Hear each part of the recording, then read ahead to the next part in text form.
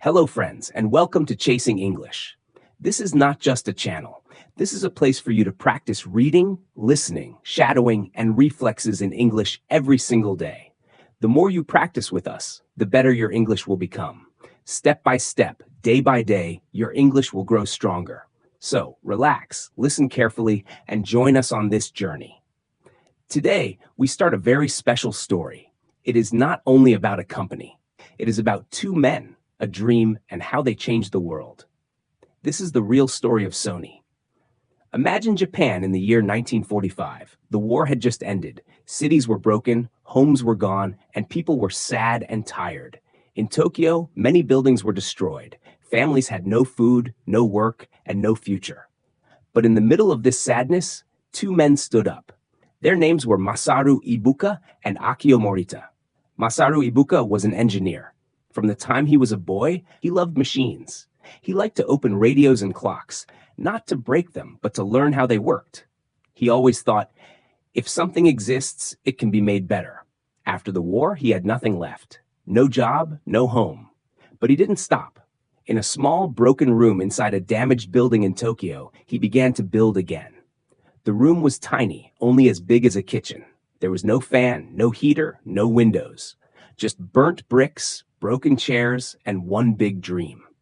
That room had a long name, Tokyo Telecommunications Research Institute.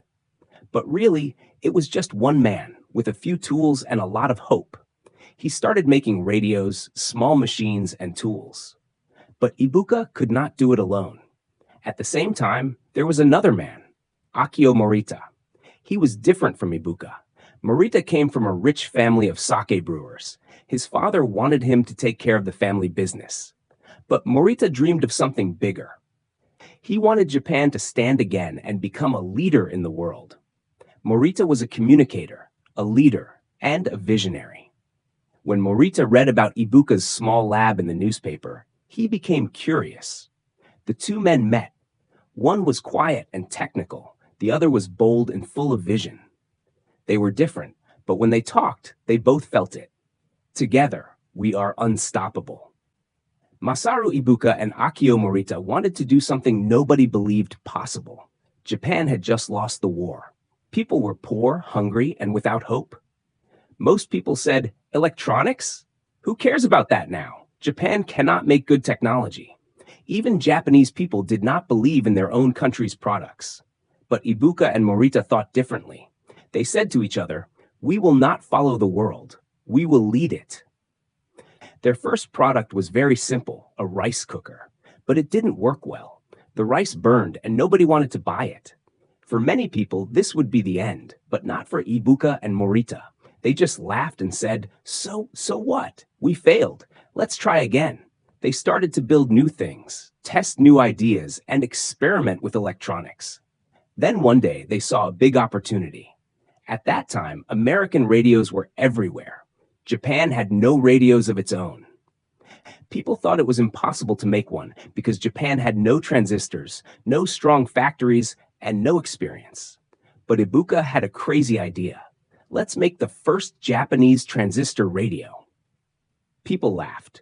Experts said, impossible. The government said, we don't have the parts. America said, you cannot copy our patents. But the two men didn't care. They worked day and night. They found black market parts, broken pieces, and leftover wires. They hardly ate. They hardly slept. They only focused on one thing, making a radio that would work. Finally, after months of struggle, they did it. Japan's first transistor radio was born. Now, they needed a name. They didn't want a long Japanese name. They wanted something simple, short, and powerful, a name the world could say easily. They chose Sony. It came from two words, sonus, Latin for sound, and sani, a young boy full of energy. The name represented sound, youth, and dreams. They said proudly, we are not just making products. We are building a brand that the world will respect. The year was 1955. Inside a tiny Tokyo office with broken walls and old shelves, Sony was born. And with one small radio, they were ready to face the world. But the real challenge was just beginning. To prove themselves, Akio Morita had to take their little radio across the ocean, all the way to the United States of America, the richest and toughest market in the world. And that was the start of a journey that would change history.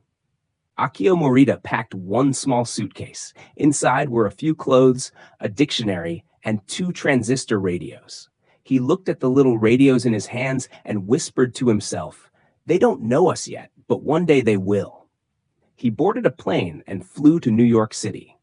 When he arrived, he was amazed. Tall buildings touched the sky, cars filled the streets, music played loudly, and people talked fast. Everything moved 10 times quicker than in Tokyo. But Morita was not afraid. He was excited. He rented a small hotel room. No comfort, just a single bed, a desk, and his big dream. From that room, he started his mission to sell the Sony radio to America. Every morning, he put on his suit, polished his shoes, picked up the radio, and went out to meet companies. But it was not easy. He had no friends there, no scheduled meetings, no translator. His English was broken.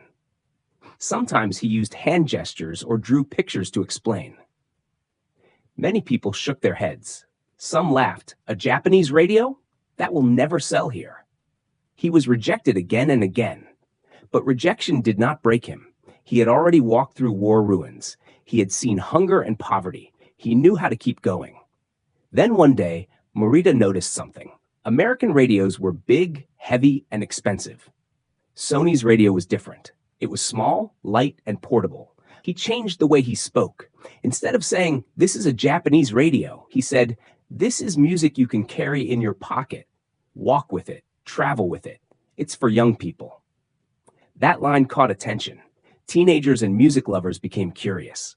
Finally, a small shop agreed to take 10 radios on trial. If they sold, they would buy more. Morita carefully cleaned each radio, packed them, and delivered them himself. 2 days later, the shop called. "All radios are sold out. Give us 100 more." It was the first spark of success. Sony's little radio was starting to make noise in America. But soon, Morita would face an even bigger test, one that could decide Sony's future forever. Sony's small radios were selling well in New York. People loved that they could carry music anywhere. Teenagers especially felt excited. Finally, music was something personal, not just from big machines at home. One day, a big American distributor noticed Sony's product. They offered something huge. "We will buy thousands of your radios, but we will sell them under our name, not Sony." For any small company, this sounded like a dream. It meant millions of dollars, safety, and a strong future. But Akio Morita thought carefully. He looked at the little radio in his hand. To him, this was not just a machine. It was hope. It was the future. It was their name. He answered bravely, "No, our name is everything. If we remove Sony today, no one will know us tomorrow." It was one of the boldest decisions in business history. Morita risked losing the deal, but he protected the identity of Sony. The American distributor was surprised, but in the end, they respected his courage. They agreed to keep the Sony name. Soon after, Sony received its first huge order, 100,000 radios. They were shipped across America, and in only a few months, they were all sold out. Teenagers loved the size, adults loved the price, shops loved the profits. Sony was no longer just a small Japanese company. It was becoming a global name. Morita opened Sony's first office in New York City. It was only a tiny room with one desk, one phone, and one assistant, but it was a big step into the world. Meanwhile, back in Tokyo, Masaru Ibuka was working hard. He expanded the small factory, hired more workers, and improved quality. Together, Ibuka and Morita built a strong bridge between Tokyo and New York. But Morita was not satisfied. He told his team, "One good product is not enough. We must create something the world has never seen." His words would lead to the next great invention, an invention that changed the way people listen to music forever. By the late 1970s, Sony was already known around the world for radios and TVs. But Akio Morita was restless. He wanted something new, something that would change how people lived. One day, an engineer named Norio Oga complained to Morita. He loved classical music, but he hated carrying big cassette players. He asked, Why don't we make a small player, only for headphones? No speakers, no record button, just music. Many people laughed. They said, who would buy a cassette player with no speakers? Who wants to wear headphones outside? But Marita saw the future. He imagined young people walking through the city, music in their ears, living in their own world. He said, let's do it. After months of work, Sony created a small, light cassette player. They called it the Walkman. At first, nobody understood it. Some newspapers even mocked it. But Marita had a clever idea. Sony gave free Walkmans to young models and actors.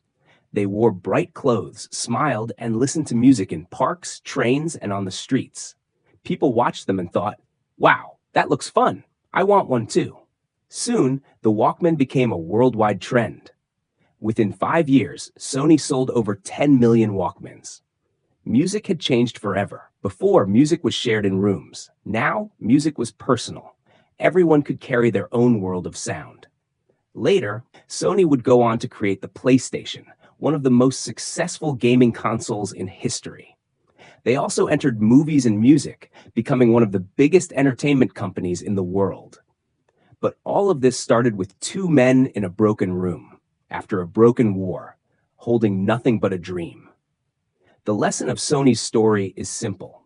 You don't need everything to start. You just need belief. Failures don't end you. They teach you. Protect your name, protect your dream. And most importantly, never give up. Friends, thank you for staying with us through the story of Sony. Remember, this channel, Chasing English, is here to help you grow every day. Practice reading, listening, shadowing, and reflexes with us. The more you practice, the more confident you will be. Just like Sony started small and reached the world, you too can start small and grow big in English. So keep learning, keep practicing, and never stop chasing your dream. If you enjoyed this story, please like, share, and subscribe to Chasing English. More inspiring stories are coming, and I want you to grow with every one of them. Tell me, what was your favorite part of Sony's story?